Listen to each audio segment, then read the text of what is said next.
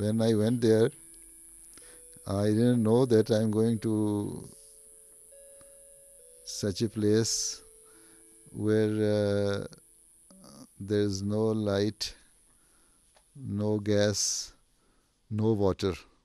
Salamu, salamu, salamu, salamu alaikum ya jama, salamu alaikum ya jama, assalamu alaikum. We bore witness to love.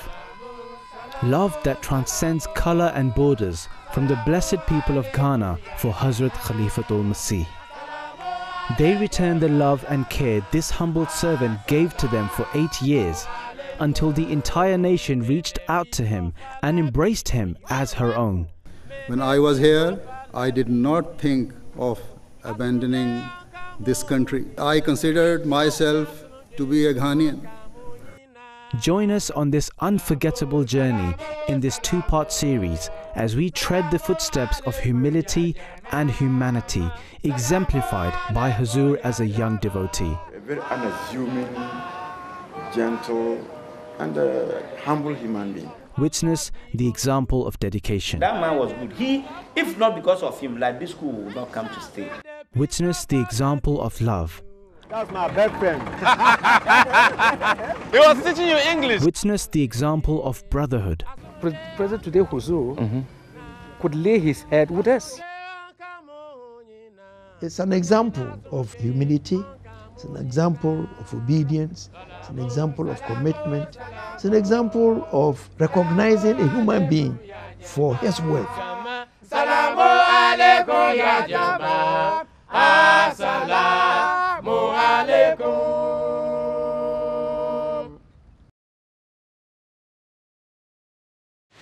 Well, my concern is not only with the Ahmadis in Africa, but with Africa itself.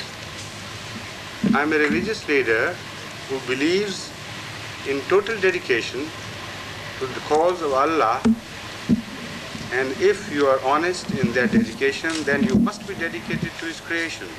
I'm training and instructing my community according to the best education and teachings in Islam. That is to say, serve the cause of humanity just for the love of it.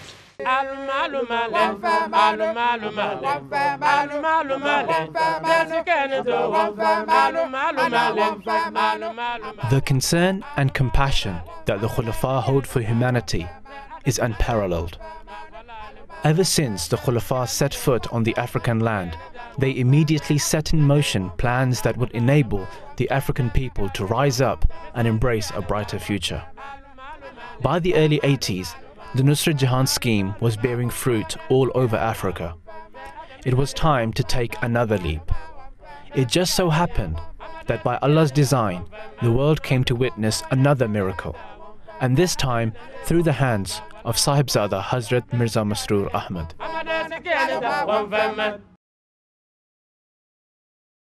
Post-colonial West Africa was at a constant struggle to support its economies, and Ghana was no exception. This is before the discovery of oil. Other than the export of a few food items, such as cocoa and fish, there wasn't much else bringing enough revenue for Ghana. On top of that, one of the most basic requirements of food was not produced at all, but in fact imported from overseas. Due to harsh weather conditions, lack of fertile soil and water, wheat could not be produced in Ghana. Even today, more than 90% of wheat in Ghana is imported from the US. Hazrat Khalifatul Masih IV rahmahullah decided it was time for change.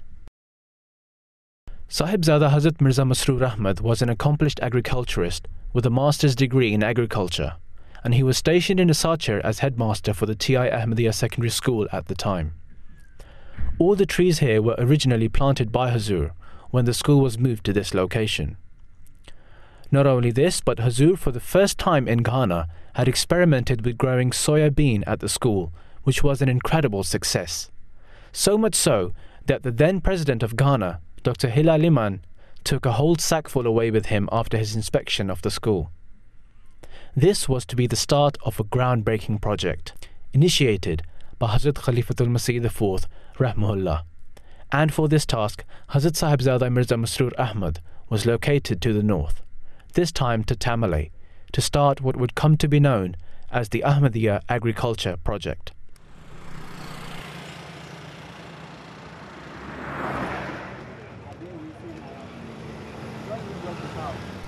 Welcome to Tamale, capital of the northern region of Ghana. The Ahmadiyya Agriculture Project required the right balance of cool weather, fertile soil, and easy access to water.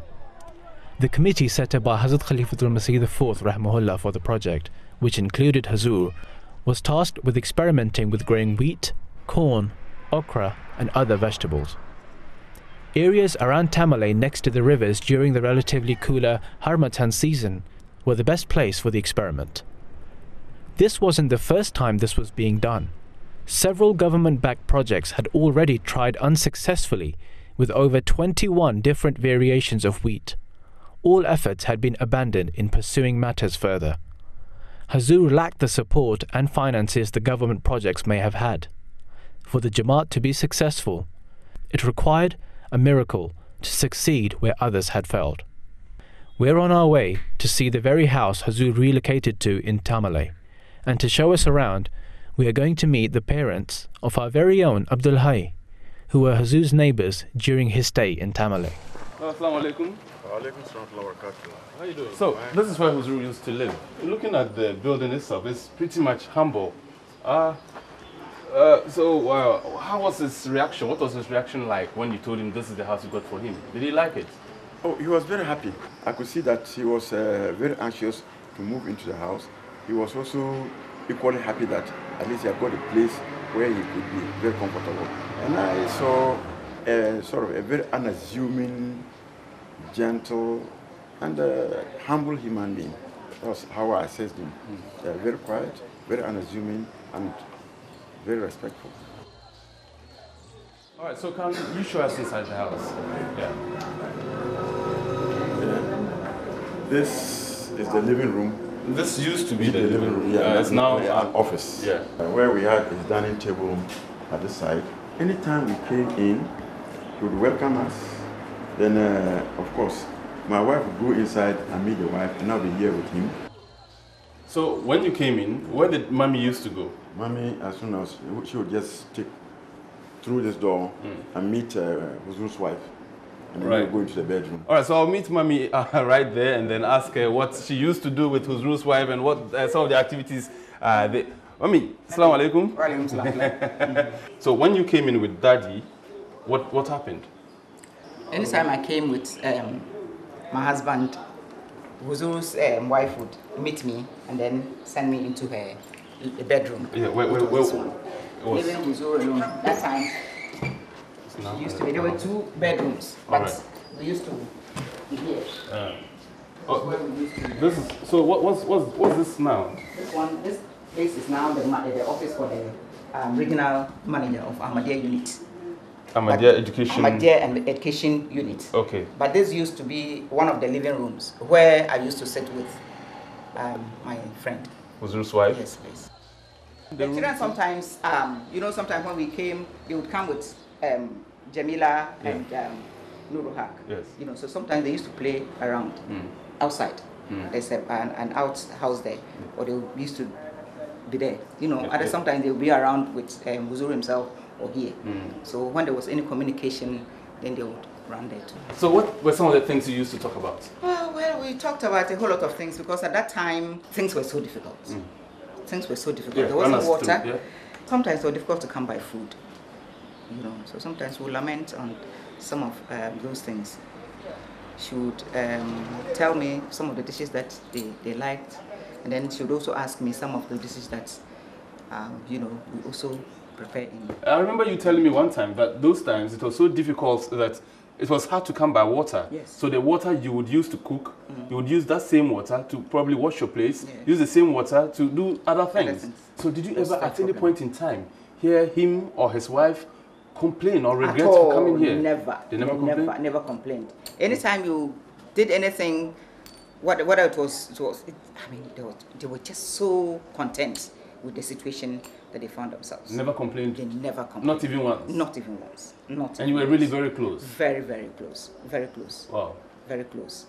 And so, can you tell me, Mommy, what your fondest memory of this room is? Because obviously you had a lot of interaction. In fact, not here, but in the kitchen. Oh, can we take a tour to the kitchen then? Yes. My memory was in the kitchen. This is a very small kitchen. This is where we used to be. Yes. You can imagine this is the sink. You know, and they had a small table here, a very small work table. And this is where we used to. Sometimes when I came in and we used to come here, where she taught me how to do chapati. Oh. She taught me how to prepare okra stew, which we used to eat with chapati. The chapati. You know, she taught me how to do. So now that's the secret behind this, the taste of your chapati. All right. I now know the secret to my mom's chapati. Yes. So she taught you how to prepare chapati. What did you prepare? Teach her how to jollof rice. Jollof rice. Yes. I'm sure she will still remember jollof rice. But she also used to cook rice, this colored rice with sugar, which I never ate before. And then she will prepare her rice with pickles. She will prepare rice and put pickles, which I never ate before. But it was so nice. I used to enjoy it. And since she went, I don't think I've eaten pickles again. Wow. I'd like to get some. Alhaaj Moomin leads us to his own old house, where he and Huzoor would often sit under the trees and enjoy some tea and conversation. So this is your house? Yes, this is where I live. In the evening, we used to come and sit down here, let's say between the hours of 4 and 6. We used to be here. Occasionally too, we went inside, depending on the weather conditions. So you used to sit under this mango tree? Yes. Was it as big as this? No, it was huge. smaller. It was much smaller than this. We were talking about 20 years ago. So can you tell us, what sort of conversation did you used to have, and what did the sort of things you used to talk about tell you about the personality of this man? We talked about so many things, as I've said. In fact, from Alpha to Omega, we talked about religion, of course, as Ahmadis. We talked even politics, local politics and international politics. So having interacted with him on several occasions, what sort of impressions did he make on you? Frankly, as a very humble, honest, gentle, and God-fearing person. Yes. And then I remember there was an incident I wouldn't forget. In the month of Ramadan, it was during the drought. We had, in fact, food was very difficult to come by. On the last day of Ramadan, the moon appeared. But believe me, some people didn't know what food to cook the following day to celebrate Eid. I was a bit better, but I wasn't okay. So we were contemplating what to do with the rest that we had, because it wouldn't be sufficient. Then somebody came, I think that was his houseboy. I said, oh, he said, Master said, make I'll call you. But apparently asked him that Huzoor wanted to see me.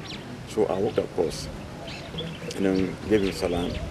Then he told me that, oh, fortunately he was able to mobilize some rice and was sharing among members of the Jamaat, of course, at a cost. So he said, this is your share. That's the price. This one is for Mr. Umar, the one who is now in one. This one is for Mr. Umar. I said, okay, I'll take this for him. And then there was another chap also called Isa. He was just in across. He said, this one please for Isa, but Isa came for his, I didn't take it for him. So when I picked Mr. Umar's, I brought it in home. I said, man, I'm going to tell him, Badia, look at what has happened. Mr. Mansoora has brought us some rice. I mean, it is so wonderful. We're all excited about the rice. So I quickly myself sent Mr. Umar's own to him. I said, oh, uncle, Mr. Moomin brought some rice. Said that it's Mr. Mansoora who sent it. I said, what? Rice? You don't mean on the rice? 11th Yes. hour? On the 11th hour. The man, when he just when they looked at it, he just walked straight to me. I said, uncle, what's the matter? I said, He said, my brother, I still remember, I'm going to quote. I said under his quote, so they said, this is a practical manifestation of Allah by himself. So now he would go to the farm as well? Yes. How did he usually go to the farm? When he came at first, he didn't have a vehicle. But he managed to go sometimes on a tractor, sometimes he used to sell on a motorbike. But eventually, he had a Ford pickup, which he was using. Yes, so we used to use that one. So he was that humble? Yes. He could ride on a tractor? The tractor, on the mudguard, yes. On the mudguard of a tractor? Yes. And he was humble enough to travel all the way to Dipale on a motorbike as well? About 35, 40 miles away from here. Was he riding himself or someone no, somebody used to pick him. Yes. The site for the agriculture project was 40 miles away, at the village of Dipale, where Hazur would travel to, and more than often, used to spend his nights at the village. I'm now on my way to Dipale, that very famous village where Huzoor first successfully implemented and cultivated wheat for the very first time in Ghana. And prior to this, other government officials and agencies had tried several times to cultivate wheat in Ghana and had in fact concluded that it was an impossibility trying to cultivate wheat in Ghana until Huzoor proved all those critics wrong. And then this is the road where Huzoor used to travel on.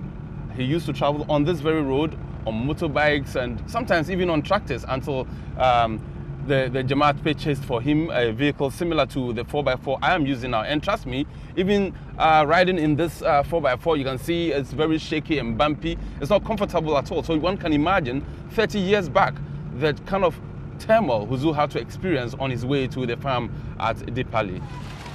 40 miles on a dusty, broken dirt road is no easy journey in any vehicle. But try imagine so in a tractor. Muhammed Bukhari, the project's tractor driver, is going to show us how it was done 30 years ago. Assalamu alaikum. Alaikum salam. Can I come forward to Dipale? Okay, come. All right. Okay.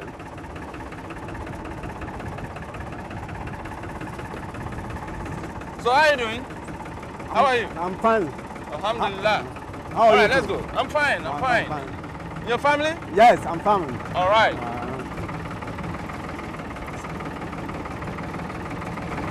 Do you remember one Mr. Mansoora Ahmed? Yes.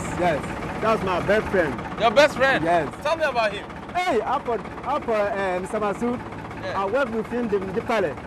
We do irrigation, making corn, popcorn, wheat. Hey, many things. At where? Dipale? Dipale. So you used to drive the tractor to Tractor? Dipale? Yes. Hey. Has he ever joined you on the tractor? Yes. Tell me about his journey with you on the tractor. Every day we are going 40 miles, in and out 80 miles away. Every day. And where would he be sitting? We are sitting behind where we are sitting. Just here? Yes. I can't imagine this. This man used to sit here? Yes. On the mudguard of the tractor? Yes. The time we are start making fasting, still we have been going. Even during Ramadan, when you are fasting? Yes.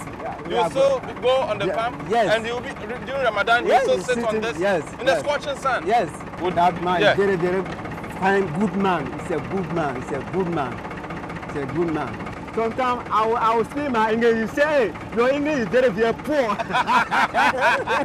He was teaching you English, yes. and you tell your English is poor. He said, hey, your English is very poor. I'm sure today, if he hears you speaking English, he'll give you a thumbs up, yeah?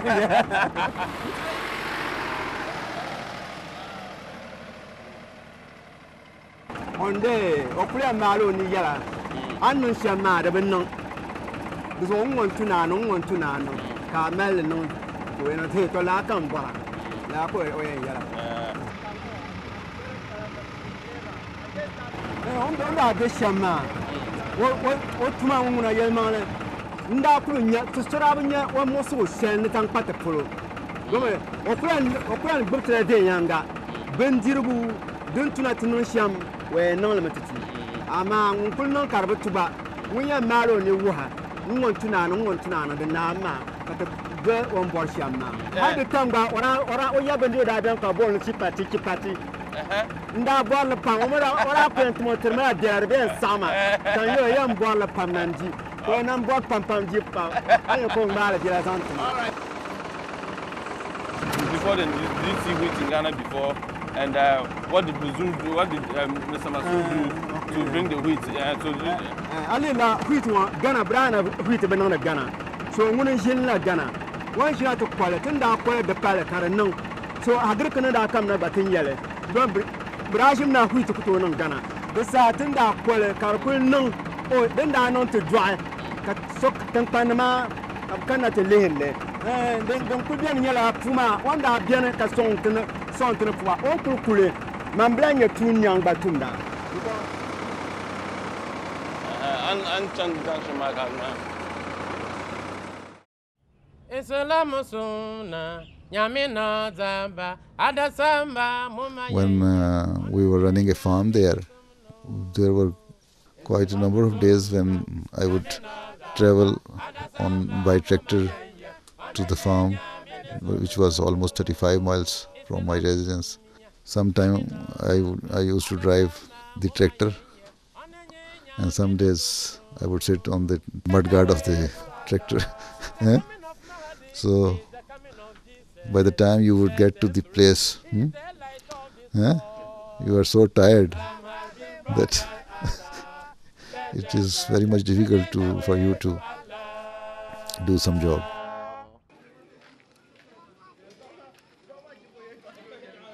This is the village of Dipale, now a thriving community, but at the time of the project it was a tiny village with farmland close to the White Volta River.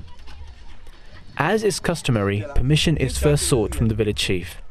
Talking for us is Hazur's old companion in the project, Muhammed Abdullah, now chief of his tribe. The present Huzoor was the farm manager of Ahmadiyya Agriculture, Northern Region, Tamale. The farm was sited in Dipale. And due to the inconvenience or the distance from Dipale to Tamale, the Agri-project decided to build a farmhouse. But as of now, we can only have a trace of it, because since we left the project, people has encroached on where they will build the farmhouse. Yeah. So where was this house? This was where the house was. We had 2 bedrooms, 2 rooms. This particular spot? This particular spot. So from here, most likely, from here up to that place. So as I'm standing here, it's possible I could be standing in a spot, in a room where Huzoor used to sleep. Yes. Wow, there was a room here. Yes. Was it made of bricks? Was it similar to what's here? This is even looking more nicer. This is nicer. Was it similar to that? We've just built. We used some swish to build it. Yes. Then there's some little byproduct of rice axe. Wow. To plaster it. Wow. And the floor was anything, just to lay our heads. Wow. And Huzoor was present today. Huzoor could lay his head with us. Oh, you mean you were all sleeping in the same room? In the same room. You were his worker. You were working under him. I was working under him. I was his assistant manager. All right. Oh, yeah. we had to cook our own. And do you know what was happening? Yeah. If Huzoor was to stay here for 3-4 days, his wife who has to prepare chapati, then some cakes, that will survive him for afternoon, evening, and morning, for 3 days. You see this? Yeah. You see this room? Yes. This is a modern room. You call this is a modern room compared to what you and Huzoor were saying. Wow. This is a modern room. Very nice. Huzoor, we couldn't make a room like this. Oh. Yes. And you didn't tell me about the roofing. It was all with thatch. This is made of grass. Grass. This is grass. Yes. Yours too was made of grass. We had to buy the grass from this village. Wow. Yes. And well, obviously this is cement. Well polished. Yes, we just use mud to ramp. We use sticks to ramp it so that it could hold. Yeah. So talk about ants. Talk about other rodents. But for that, ants, we didn't talk of them. There were no ants in the room. Wow.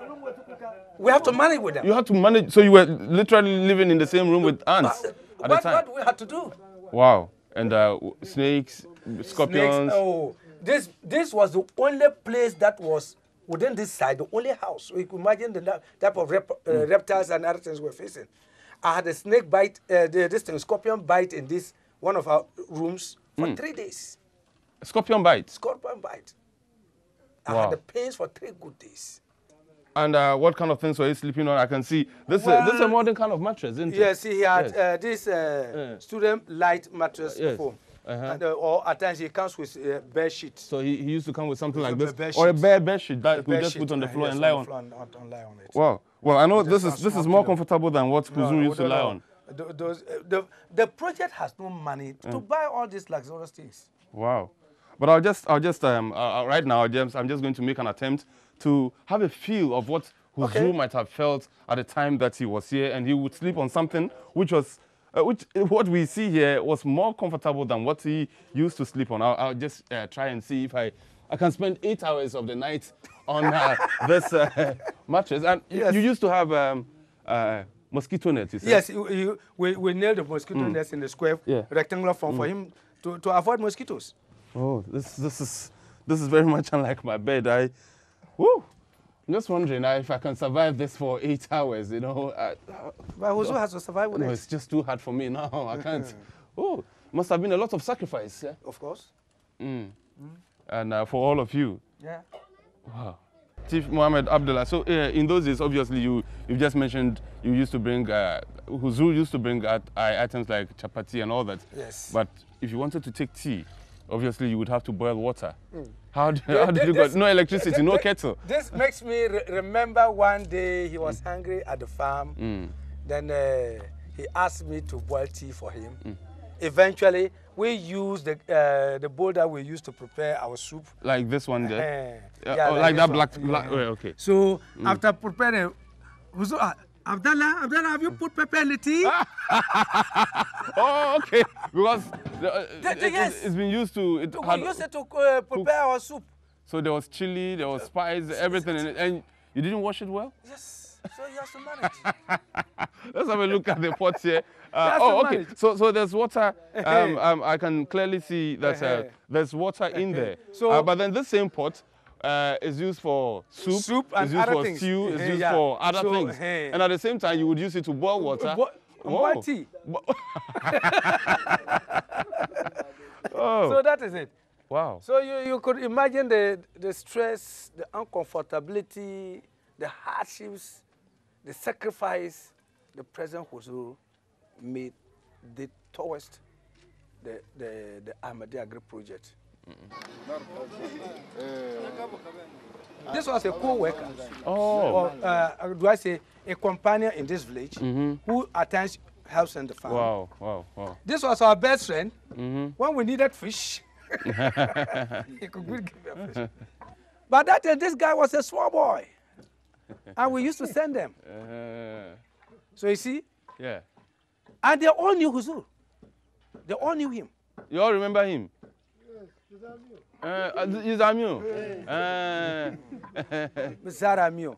Kabuno, assalamu alaikum. Assalamu alaikum. All right, that is his name. All you're telling me here is that, look, when Huzoor worked here, he lived with them, he worked with them, and they all know him. They still do remember him, and they remember him by the name Assalamu alaikum, because they think that he was a man of peace. And indeed, Huzoor is a man of peace. Okay.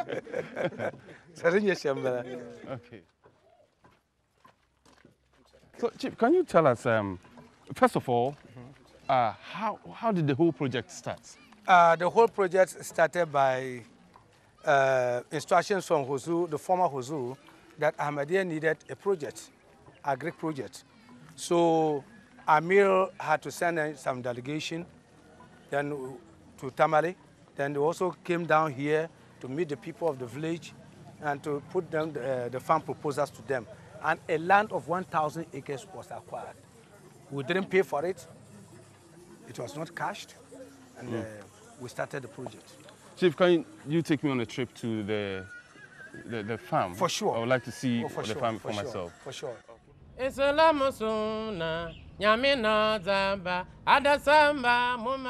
I would spend some night there.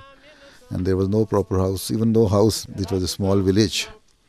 So we used to spend our nights with those local peoples. So they thatched houses, and they spread mat on the floor, and there you sleep.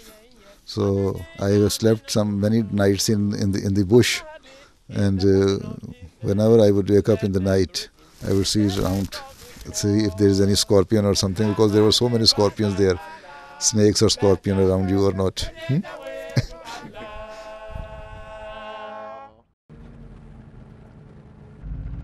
Evening approaches as our journey nears its end. So, Chief, how far is the farm from this village? It is Dipale, but the farm is still ahead, you said? Yes, from Dipale to the farm is about between 3 and 4 kilometers. The nature of this road now, this is the 21st century, is still so bad. I can imagine 30 years back when you used to ply this road all the time. How was it? There was no road. There was no road. We had to use our tractor because it's a bush machine that paved the way for Huzoor's at times pick up to follow. And I've just been thinking to myself, if it is this difficult now in the 21st century, I'm just wondering how it would have been 30 years or so ago when Huzoor worked on these parts of the northern region. Even with the dirt roads, it would have been impossible to make our way without the village guides. Just imagine how tough it would have been 30 years ago. So when you saw him for the very first time in your life, what sort of impression did he make on you? Yeah, I was not too sure whether he could do farming. Why? Yes. Why? I was not too sure whether he could do farming. Because looking at how he was dressed, and I knew him to be the headmaster of Site of Ahmadiyya. So I was a teacher, a secondary school head teacher coming to be a farmer.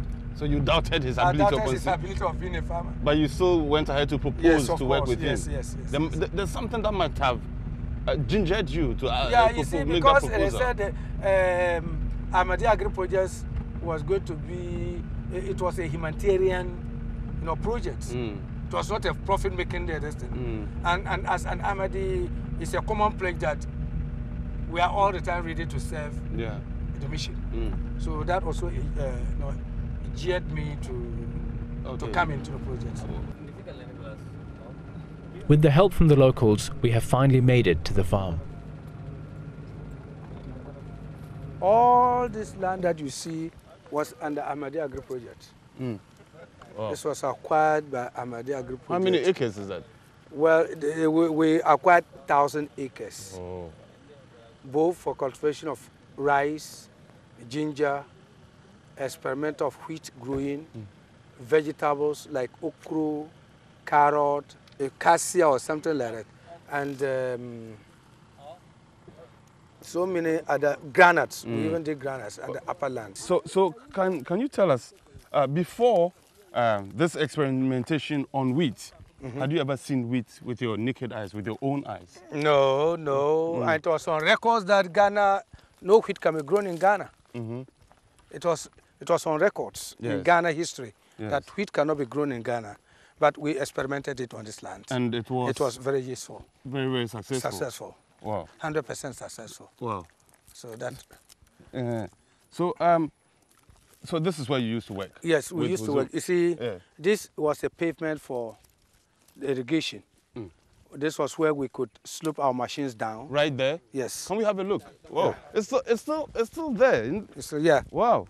So what used to happen here? You had water? That is a river. There's a river there? That's a river. Wow. So our machines were down there. Is the river still alive? Yes, let's go. And you were not scared of snakes or anything when you were working here? Because what do you have to do? Frankly speaking, I am scared of snakes. Okay, let me take the lead. This is the white voter, I believe. Yes, I believe. Yes. So what happened from here? Chief, is okay. No, I want to show you something. You want me to still come down there? Yes, come down. Is it safe? It's safe. There's nothing. Okay. You see? We cleared the land here. Yes. Cleared the whole land there. Then our machines were there. Then we would lay pipes up. Right? All this was cleared. We put the pumper machine there to draw water from here onto the land. Wow.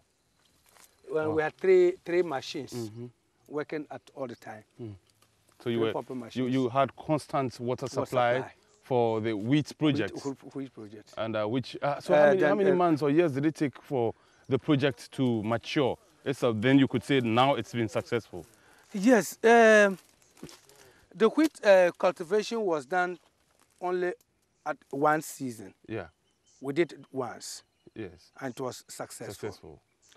Then we did rice irrigation. We did irrigation on rice. Okay.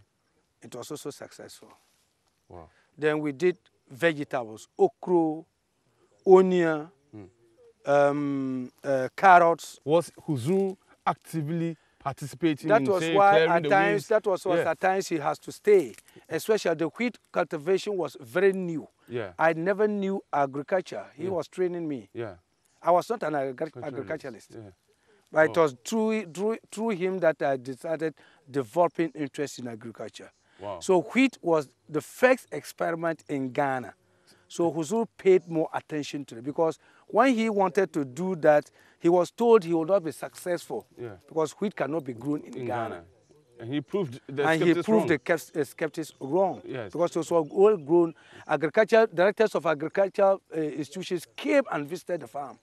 Wow, and they were impressed. To sustain the truth of it. Do you remember any scene, for instance, here where Huzoor did something here? Did he ever do something here? What I'm saying that he was in response. He had to teach us how to operate the machines. Yeah. So what did he do? He goes. We go in down there with him. Down there with him, to prime the machines. He will teach us how to prime the machines. Yeah. Because if you don't prime the machine, it will not pull in water. So he will go in, teach us how to prime the machines, teach us how to lay the pipes up there. He was totally involved. Tell me about your mode of dressing. How was he dressed? Farmers. He was a farmer. He was dressed like a farmer. From the very few people working for the project, Muhammed Baako also had the privilege of working closely with Hazur. There at the farm, you will never see him sitting. Always working here and there. Turning the pipes of this machine, these pumping machines, putting into the water, dipping into the water. You will tell us, oh, let us go to the riverside. Then we'll go, you himself will dip in the pipe into the water. I want the pipe to go inside the water. So we'll pull it and he himself will put it into the water. Then we'll go back and lay the pipes very well. Then we'll spark the machine. Then the thing will be working. And you will never see him at one place, moving here and there. Yes. So how long did it take you to establish all this, establish the pumping machines, clear the weeds, and before you started work? How long did it take, the preparatory stages? Well, the preparatory stages did not take us a long time because hands were all on deck. Nobody was sitting idle. Yes. And there was no rest for anybody until the machines were laid up. Huzoor was a very sociable person. And he could say sorry. Yeah. The word sorry from him, from his mouth, was not anything a big deal. And he was a problem solver. You see, he could, should there be any problem, he quickly comes in to solve. Do you remember any such problems? With this type of nature of work, where all of us were new, right? Yeah.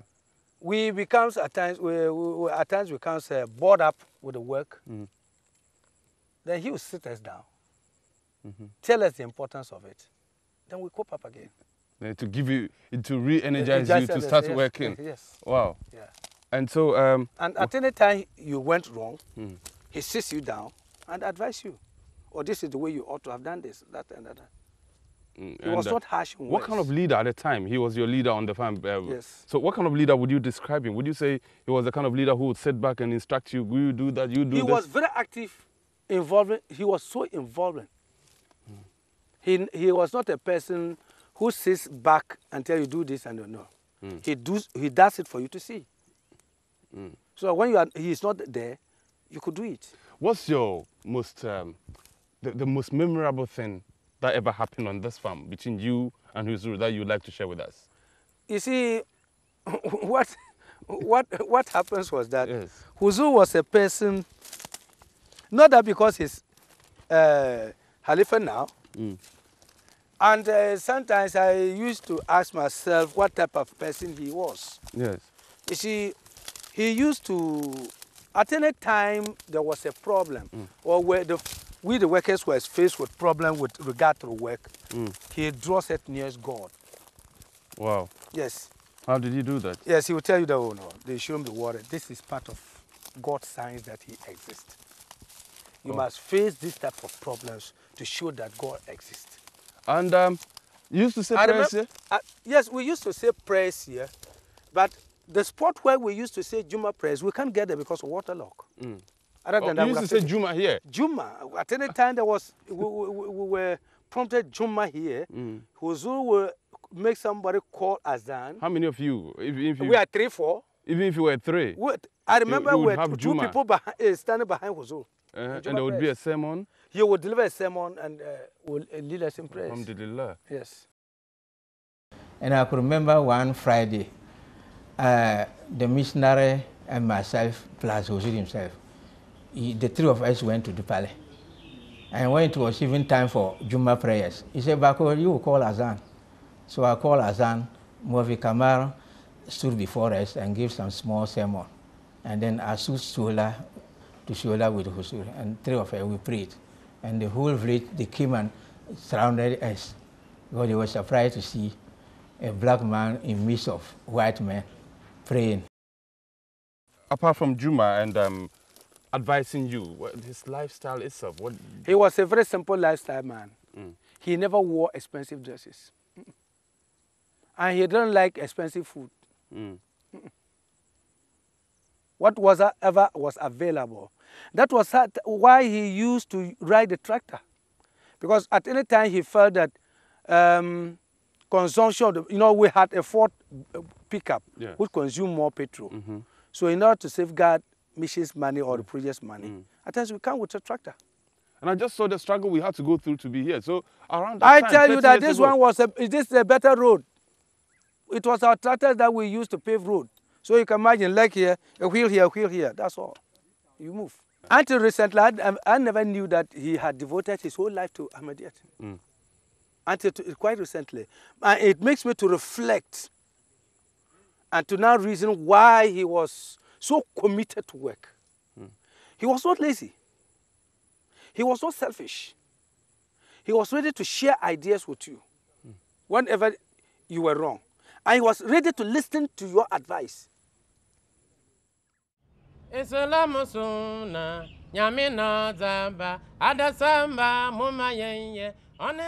a concept among those agriculture experts that wheat cannot be grown here. But there's some Hamatan season. So I felt that during Hamatan, where the temperature goes down, we can grow wheat. But how? There's no water. I said that I was of the view that if we get water or irrigation facility, then we can grow wheat easily. I asked one of my friends in Nigeria to send me some wheat seed. And that I experimented there. It grew very well. We irrigated them with sprinklers. We lift the water from Volta River, and it was quite successful. And even up to now, Amir Sahib, Ghana, Wahab Sahib has kept that quantity of the wheat into a jar, and he has kept that jar in the exhibition hall of Ghana Jamaat. Up to now, they are very well preserved. Islam has been brought by Allah. Let them merge it. It is the way to Allah. You have been witness to an incredible journey. To be devoted in the service of God is to sacrifice your life, honor, and wealth. It is to exercise the highest level of obedience and humility. It is to treat your fellow man with kindness and kinship. It was these qualities and the prayers of Hazrat Khalifatul Masih that enabled Hazur to succeed where everyone else had failed. A living example for all of us to follow. Hazur spent a total of 8 years of service in Ghana. It's an example of humility, it's an example of obedience, it's an example of commitment, it's an example of recognizing a human being for his worth, what he is. God had a mission for him, so he made sure he protected him, he made sure he groomed him, he made sure he protected him in such a way that nobody in future will have any cause for pointing a unnecessary finger at him. He remained humble throughout. He remained dedicated throughout. He went through all possible hardships that anybody can go through without any complaint. And that is a mark of a real devotee, somebody who is dedicated to the cause. Salamu alaikum ya jama. Assalamu alaikum.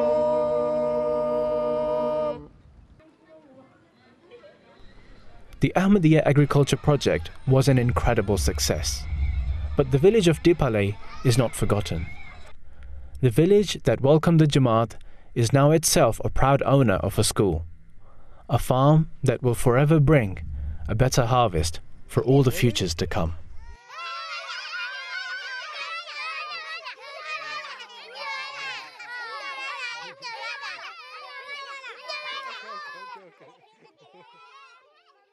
La ilaha illallah, la ilaha illallah, la ilaha illallah, Muhammadur Rasulullah, la ilaha illallah, la ilaha illallah, la ilaha illallah, Muhammadur Rasulullah, la ilaha illallah, la ilaha illallah, la ilaha illallah, Muhammadur Rasulullah, la ilaha illallah, la ilaha illallah, la ilaha illallah.